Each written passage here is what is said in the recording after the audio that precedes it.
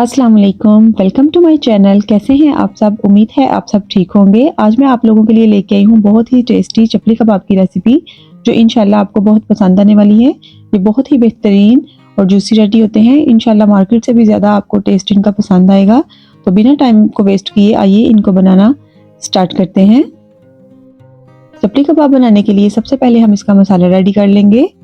इसके लिए हमें चाहिए 1 टेबलस्पून जीरा, 1 टेबलस्पून अनारदाना और 2 टेबलस्पून सूखा धनिया। इसे हम किसी मिक्सी के जार में डाल के अच्छी तरह से ग्राइंड कर लेंगे और इसको पाउडर फॉर्म में कर लेंगे। अब हम एक बाउल में कीमा लेंगे और इसमें जो हमने मसाला पीसा था वो शामिल कर देंगे। मसाला शामिल करने के बाद इसमें हाफ टी स्पून साबुत जीरा शामिल करेंगे। स्पाइसेस ऐड कर देंगे।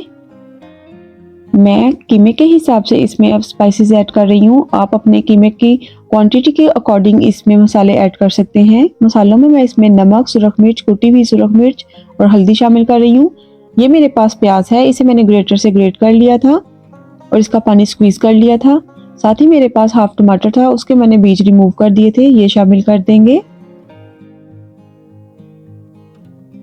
अब हम इसमें 4 टेबलस्पून भर के बेसन के शामिल करेंगे। बेसन कबाब को बाइंडिंग करने में काम आएगा।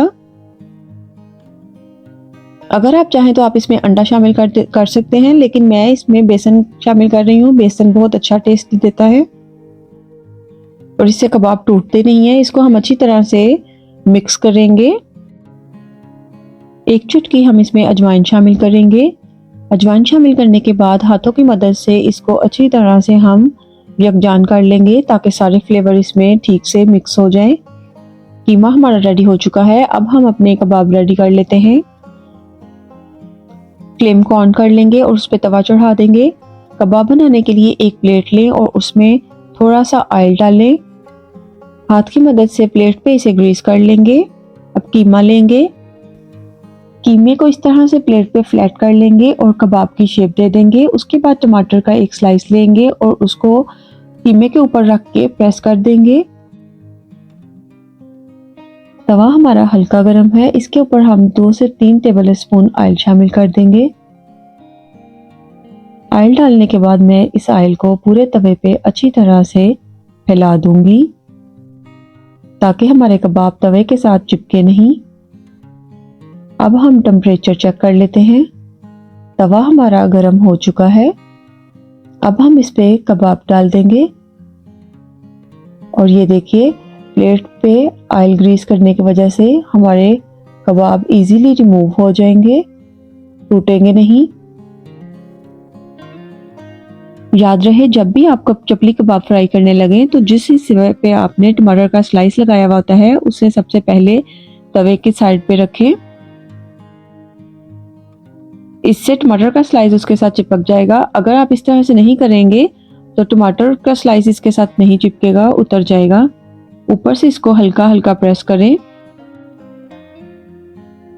7 से 8 मिनट एक साइड से हम इसको कुक करेंगे और 7 से 8 मिनट ही हम इसको दूसरी साइड से कुक करेंगे। अब हम इसकी साइड चेंज करेंगे और 7 से 8 मिनट इसे दूसरी तरफ से भी कुक करेंगे। कुछ लोग चपली कबाब को भी डीप फ्राई करते हैं, लेकिन इसका असल टेस्ट इसको तवा पे कम ऑयल में ही फ्राई करने में है। तो आप कोशिश करिए कि आप इसको इसी तरह से बनाइए ताकि आप इसके असल टेस्ट को एंजॉय कर सकें।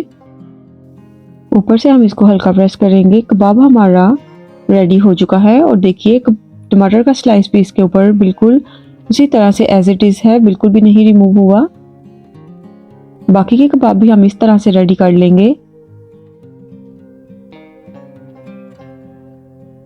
पहले आप कीमा लें, उसके ऊपर टमाटर का स्लाइस रखें और इसको हथेली की मदद से प्रेस कर दें और फिर अपनी उंगलियों की मदद से इसको प्रेस करें तो बेहतरीन सा आपका चपली कबाब रेडी हो जाएगा।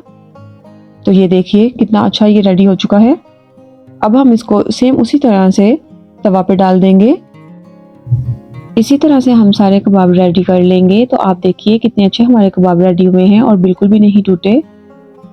कबाब बनाने के लिए मैंने जो कीमा यूज़ किया था वो फ्रीज़र का कीमा था। बहुत से लोगों का ये मानना है कि जो कीमा हम फ्रीज़र में फ्रीज़ करते हैं उससे कबाब हमारे अच्छे रेडी नहीं होते, वो टूट जाते हैं और उनमें पानी रहता है।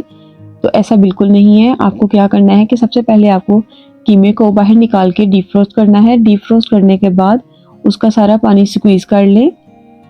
स्क्वीज़ करने के बाद जो हम इसमें बेसन शामिल करते हैं, बेसन पानी एक्सेस पानी जो होता है उसको ख़त्म करने में मदद करता है, जिससे हमारे कबाब अच्छे बाइंड हो जाते हैं। तो आप देखिए कितने अच्छे हमारे कबाब रेडी हुए हैं और बहुत ही जूसी हैं। ये बिल्कुल भी हार्ड नहीं होंगे, ये बहुत जूसी रेडी होंगे। आप एक दफ़ा मेरी रेसिपी को फॉलो करें और इस तरह से कबाब रेडी करें, इंशाल्लाह आपकी रेसिपी बहुत ज़बरदस्त बनकर रेडी होगी।